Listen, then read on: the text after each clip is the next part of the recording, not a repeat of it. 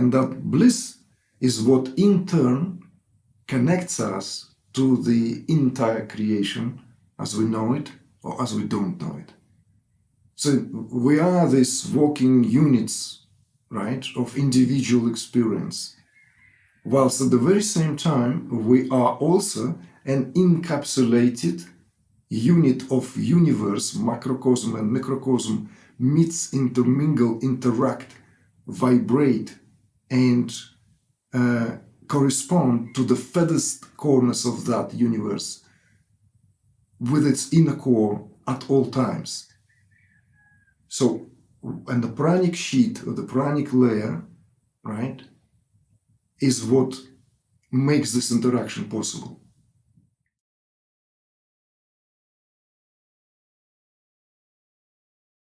So the way that I discovered you recently was I had a experience at a 10-day Vipassana meditation retreat, and I all of a sudden on about day 5, my body started moving on its own, you know what I mean? Which took me pretty by surprise. And also the people at the retreat as well, it seems they didn't have a lot of understanding or depth of understanding or anything about that. There was a little bit of like, I forget what the exact term is, but in the Vipassana, they've got samsara or ankaras or something that means the conditionings in the body. And they were like, yeah, sometimes there can be a little bit of movement when some of those come out or whatever.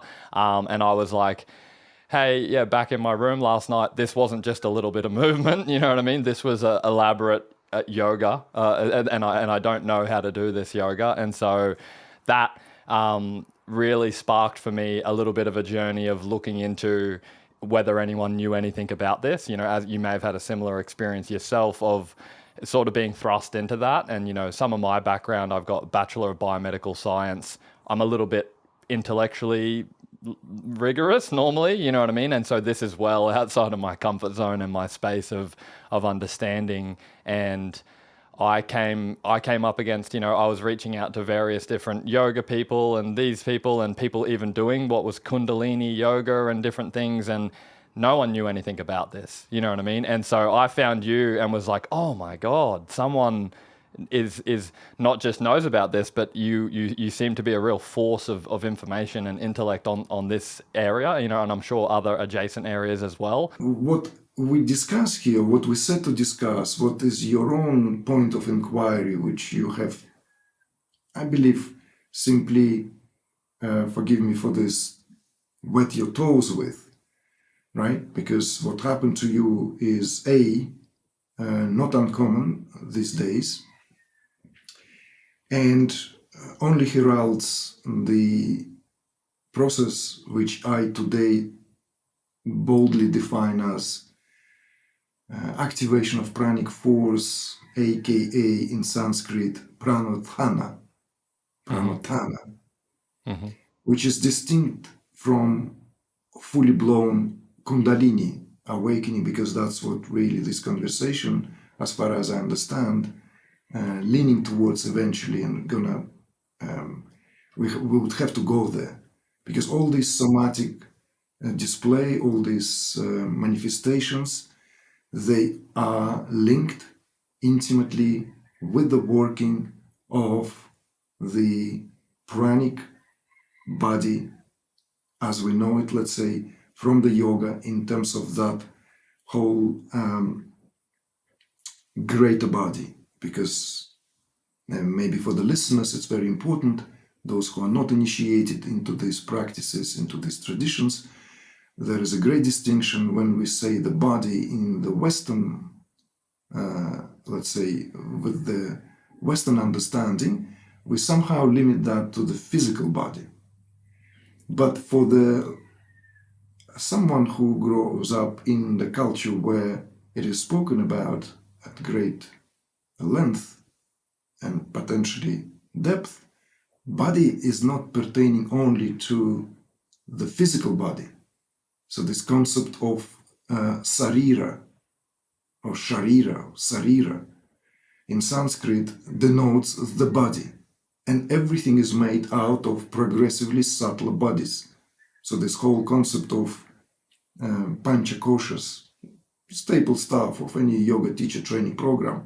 One would have to dive into that, right? Yep. Made of these progressively subtler layers, starting with that what is made out of food we eat on a daily basis, which nourishes and replenishes our cells. So that annamaya kosha, that, and then all the way to the body of bliss, or the layer of bliss. So the pranic body is what connects the physicality, let's say, what connects the physical matter here, right? The tissues, all the 7 tissues, from saliva in our mouth, as that, let's say, rasa, dhatu, the plasma, all the way to reproductive tissue, which is a byproduct of all digestive processes. So even here, the view on the body, esoterically speaking from that great tradition that born, thrived, and still exists in Indian subcontinent, the body here is a very complex system, sophisticated to the degree that our modern science barely scratches the surface. So this body is in turn connects to the progressively subtler degrees of what we call mind and intellect, and eventually to the outer layer of that layer of bliss, that anandamaya kosha, is what in turn connects us to the entire creation as we know it or as we don't know it.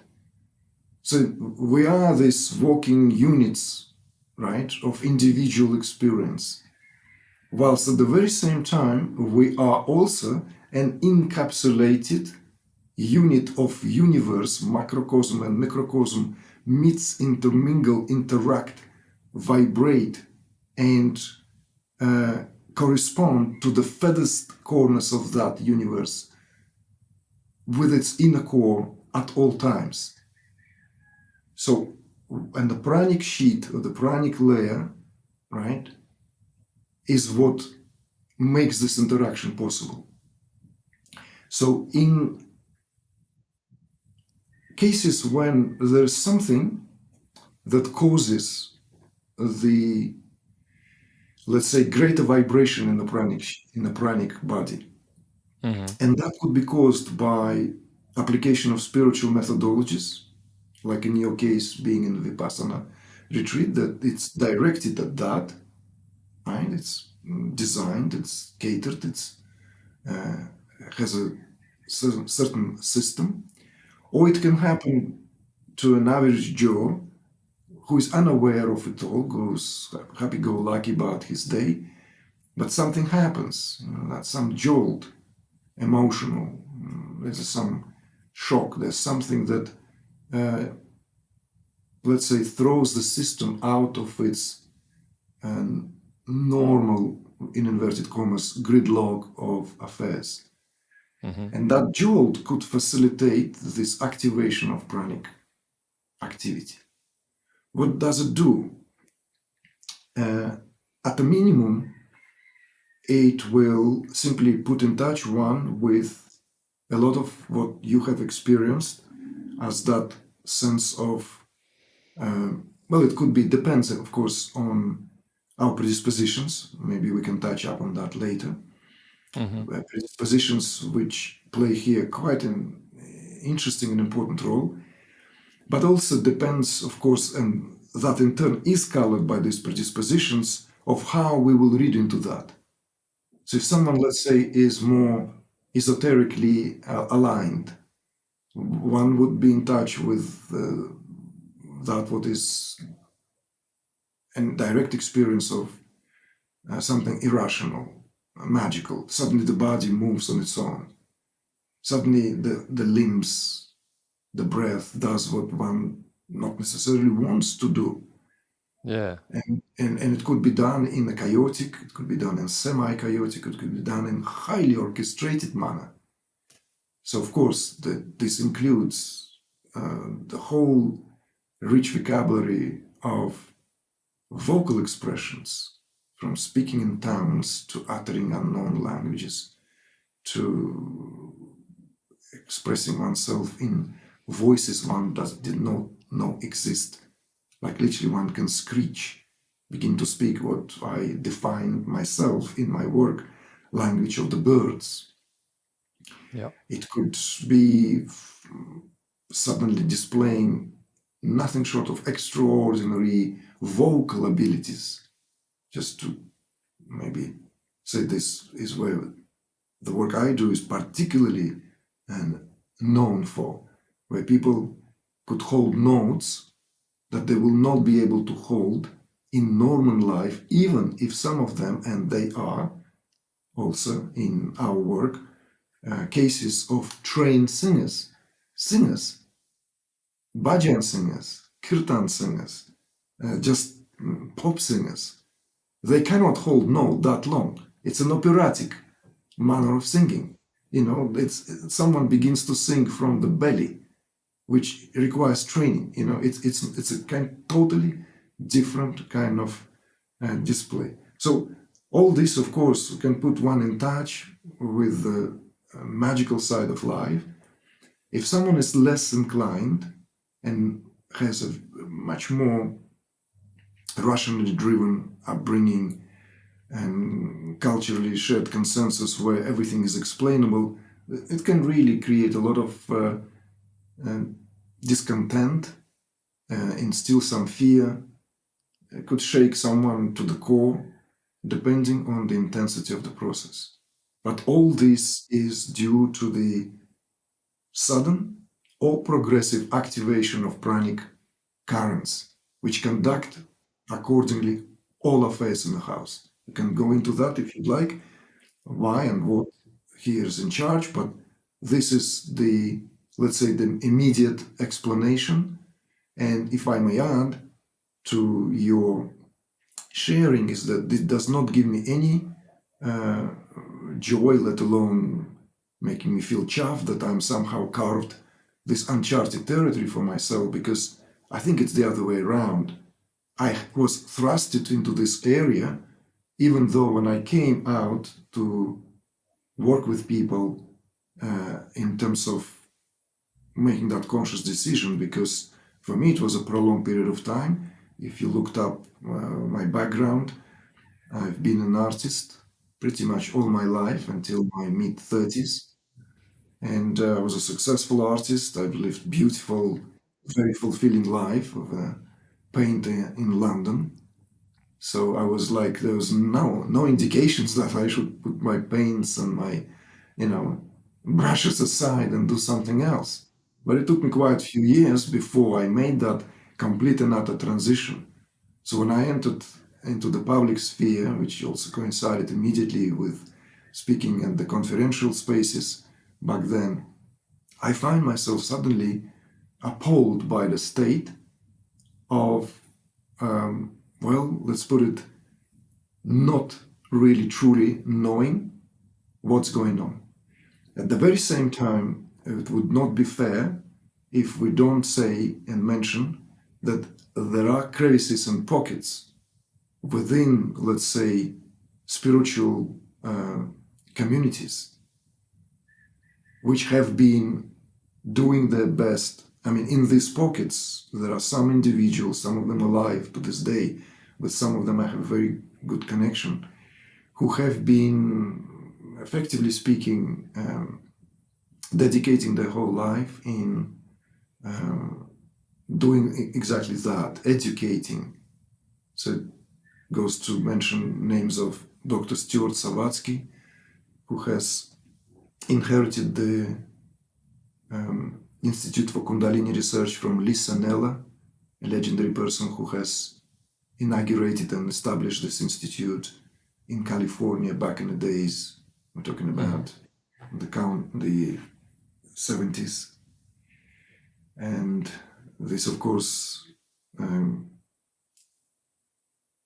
Stanislav and Christina Grof with the seminal work, Spiritual Emergency, where that very term has been coined as the cover title of the book, which was a collection of essays commissioned by several peers in the field back in the days, in early 80s, to address this phenomena, which would by then started to occur in the West more and more frequently.